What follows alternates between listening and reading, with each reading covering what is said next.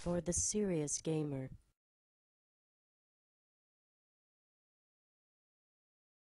Hey, all you Next Gen Tactics fans, we've got something special for you guys. It's our Sniper series. Yes, it's our Sniper series, guys. You've been waiting for this. We appreciate your patience. We've been working on this for a little while now, but it's finally here. It's going to be an interesting format. Stay tuned. This is part one of two for our introduction, and we're going to get right into some sniping skills and things you can do to become a better sniper, just in anticipation of this series of videos, which again are going to be freaking amazing. So you guys stay tuned. You hear me?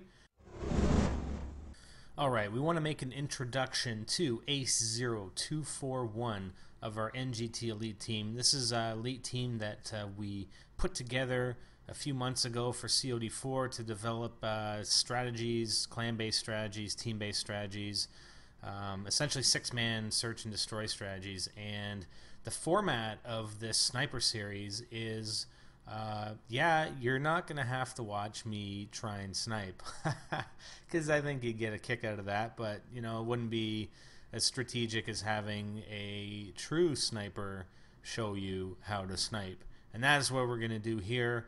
We're actually going to be spectating Ace. He doesn't actually have his own capture hardware to record his videos, so we actually went into matches with Ace and we recorded his gameplay as a spectator. And he truly has sniping skills beyond anything that I could probably ever develop if I felt a desire to. So this is what we're going to do, and I think you guys are going to get a lot out of this. Now, we are recording rounds from Search and Destroy, but you know what, guys? You guys should watch this. If you're interested in sniping at all, I mean, most of the stuff that we're going to be talking about and discussing applies to any game type. It applies to sniping. It even applies to you know, using other weapons. I mean, just some of the thought processes and stuff that we go through. So if you know, it's not just a search and destroy tutorial. You guys are going to get a ton out of it. Trust me. This first video, part one and part two, is going to be sort of a interview based. We set up an interview with Ace, and we talked about some of the things that are important for snipers, his class setup and whatnot. So we're going to get right into the interview, and again, we just want to thank Ace for his assistance on this. It's greatly appreciated, man. Alright, we'd like to welcome Ace0241 to this interview, and we're going to start off by asking you, Ace, about your class setup. Can you just go through that, walk us through it, why you like what you like, your secondary, you know, that sort of thing? Yeah, sure. No, I predominantly use the 50 cal. I mean, guaranteed one-shot kill on like the M21 or the W2000, I believe, whatever it is. I don't even ever use it. I know some people like the intervention, but the 50 cal, you have more shots in the round, semi-automatic, and I feel like it's a little better at range whenever you're trying to get those long shots.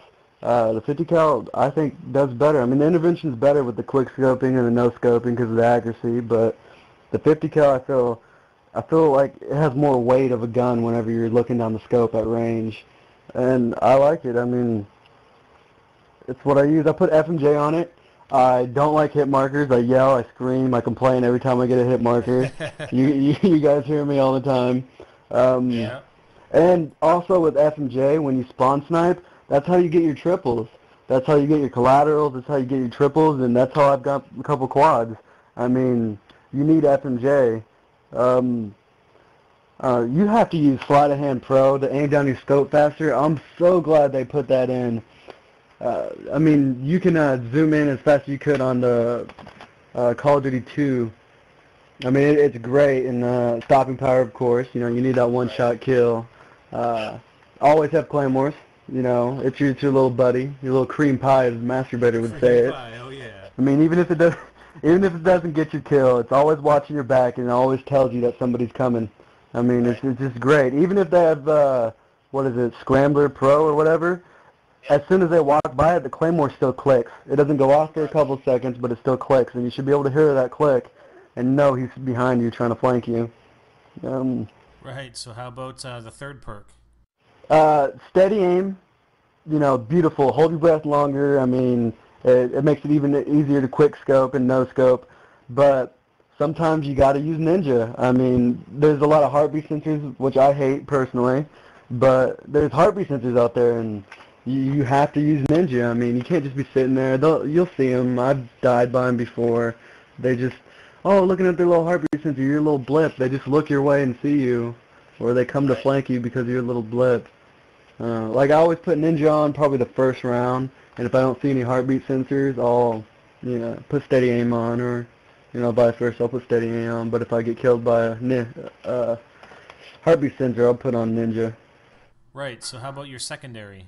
Man, secondaries, you can have some fun with this. I like a spaz grip, of course. Got the range for a shotgun. Love to dual wield some handguns. I love my Desert Eagles. I love my M9s. Those are beautiful. Some people like Magnums, but I like the Eagles a little better. I don't know. I guess that's whatever, whatever you like, whatever fits to you. I mean, some people are dual wielding the Ravkas, or if you still want the 87s, you can do the 87s. I mean, that's personal. I mean, I just like the spaz or dual wield my handgun. All right, man. Thanks. Good stuff. Our second question here is, what's the most important skill for a sniper to develop, and why? What do you think? No, understand that patience. Patience is very important in this game. I'm used to playing search, so patience is a little bit more necessary. Like, I don't know, just wait. You don't have to go rushing in with a sniper. I mean, more times than none, you're gonna get killed. I mean, you'll get lucky and get a couple no scopes or a couple quick scopes, but okay, you run in, you die. You're gonna leave your team, another man down.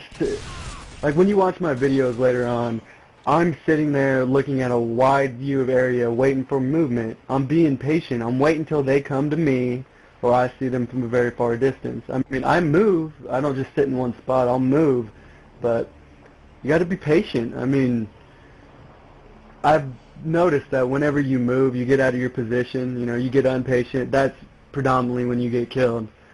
I mean, because if you got that reaction time, he sees you, you see each other at the same time, you're going to get him with a sniper before and get down his red dot or whatever he's using. I mean, patience has to be the most important. Patience, a good life skill too, huh?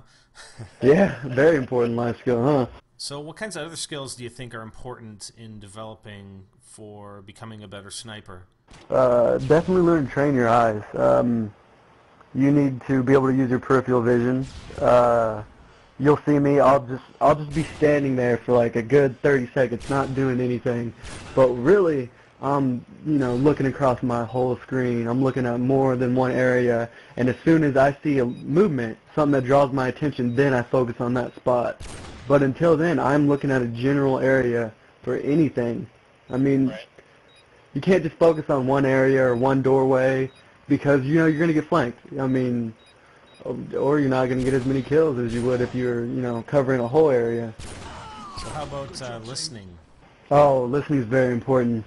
When people get close to you, sometimes I have a problem with listening, of course, because I'm a little hard-headed. But no, if you can listen, you can almost always hear them coming up on you. Unless they have Ninja Pro, you'll hear them coming up on you. They'll become running real loud, or even if they're just walking behind you, you can hear them, a good while away before they even get close to you, a chance to kill you. And then you can turn around and focus your attention on where they're coming. I mean, listening is very important. That'll elevate your game so much if you just turn down your little music and you turn up your TV and you just listen. Because the game's real good about that. I mean, if somebody's walking behind you, it actually sounds like somebody's walking behind you, or from your right, or from your left. You can hear them. I mean, even turtles will help that. Turtle beaches will even help that even more. But if you don't have them, just turn up your TV. You'll be able to hear it. So do you think it's better to take up a more defensible position versus one with a greater area of view? Greater field of view, because with my elite team, when I'm playing with you guys, I'd rather have a greater field of view. I mean, maybe I'll be a little exposed, but even if I can't get the kill and he runs by me and I pop a shot off, but I miss him, like, I'm still going to be able to tell you guys where he's at, where he's going, if he's coming towards you, to be ready. I mean, I'm helping out my team by telling them. I'm sitting there calling out their positions, and helping them. And you get a lot of kills by watching a wider area instead of a closed off area. Make sure you guys keep an eye out for part 2.